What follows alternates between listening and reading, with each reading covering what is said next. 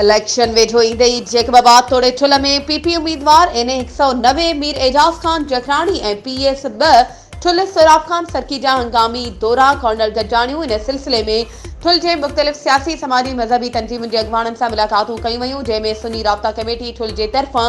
हिकु बहितरीन कॉर्नर गॾिजाणी कोठाई वई, जंहिंमें अॻवाननि पारां जनरल इलेक्शन के लिए पीपीडी मुकम्मल हिमायत जो ऐलान किया वियो आहे। उन मौके ते सदर सुन्नी राब्ता कमेटी ज़िले जेकबाबाद कारी गुलाम रसूल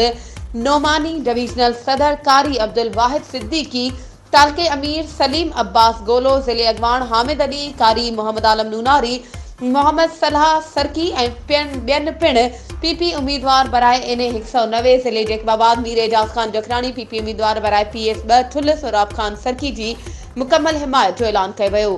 इन मौके ते पीपी उम्मीदवारनि चयो त असांजो मक़सदु सिर्फ़ इलेक्शन खटणु नाहे, पर असांजो मक़सदु अवाम सां मुहबत ऐं प्यार वफ़ा आहे। सो असां हर मैदान ते ठुल जी अवाम सां गॾु आहियूं। असां ठुल जी अवाम खे कॾहिं बि अकेलो नाहे छॾियो, हर वक़्तु बिना फ़र्क़ जे ख़िदमत कई आहे।